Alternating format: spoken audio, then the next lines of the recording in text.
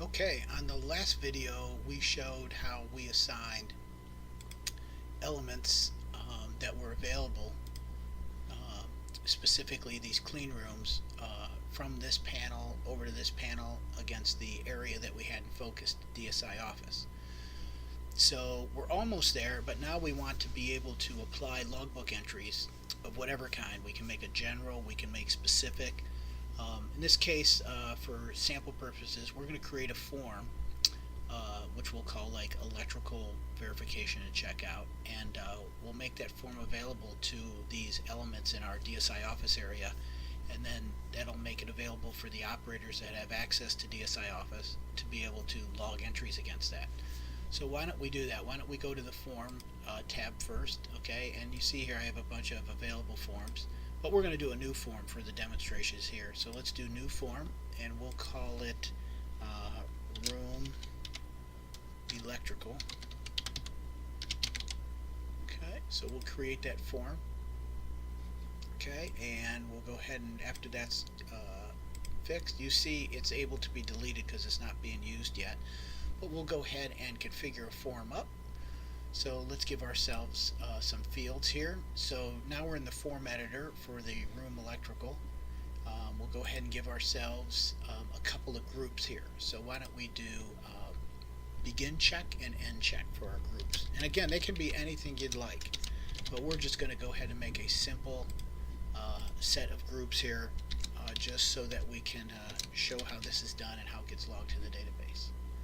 Okay, and we're just going to make this an instant form. There'll be subsequent videos where we show sequence, but for now we've got the instant form. Okay, so we have our two forms, our two groups, I'm sorry, that go on this form. So now let's go ahead and add this in. Okay, and so under the group begin check, we just want to add a couple of fields. Why don't we put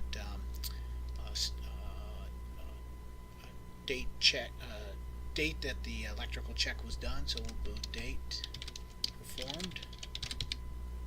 Add that. Oop, wrong. You got to use the correct syntax there.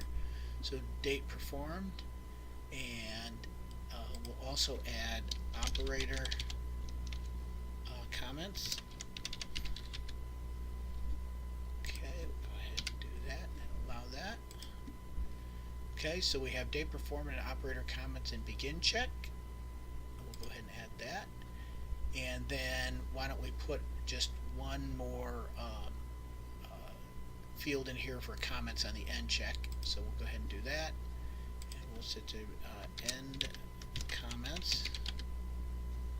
Okay, so we'll go ahead and do that. Alright.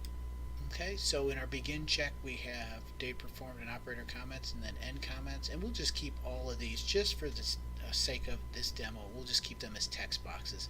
But if in fact, let's why don't we do this? Why don't we make this a date field so we don't have to freeform type it? So we'll do that, and we won't put any signatures here. The operator can just enter it, but on this particular form, the end comments, we will ask for the creator to put a e-signature on it. So that's why we get that here. So we made a very simple form called electrical check that we're going to assign to those new elements that we created against the DSI office. So let's save our form off. Okay, so now if we go back to room electrical here, you'll see we have our form saved off, and that's available for us to use. So let's go on back to reasons. Okay, and we're on DSI clean room. Let's go ahead and add a new reason code, and all we need is a single reason code here. So we'll call this clean room electrical check, and then electric. So it's we'll just do EL. You see it's 10 characters max, and we'll say standard reason code for electrical. and the form we want to do this against is our room electrical, and we'll save this reason off. Okay, so now we have if we search down here, here is our reason code, and now we want to make that reason code available to an associated area, which in our case is our DSI clean room. Okay, so we'll take this, and again, just like with assigning elements to areas, we just want to take this reason code and assign it to this particular element type. So we'll drag that over, and we now have it available. Okay, so now we can test to see if this is working correctly. We can go to our logbook entry. We're going to our DSI office. We're going to our one of our areas here. Here is DSI Clean Room 1, 2, 3, and 4. And again, this moved up because I had done posted something against it previously, so it's a little higher in priority. And as you can see, I have a cleaning log entry and this new one I just did called electrical for the form, room electrical. And as you can see, I have it here enabled to make an entry against it. So now I can pick my date, I do my cleaning, I can do an operator comment, or electrical check, I'm sorry. I can do an operator comment, examining wall plates. So I'm good there, and then I can end comment with, all is well.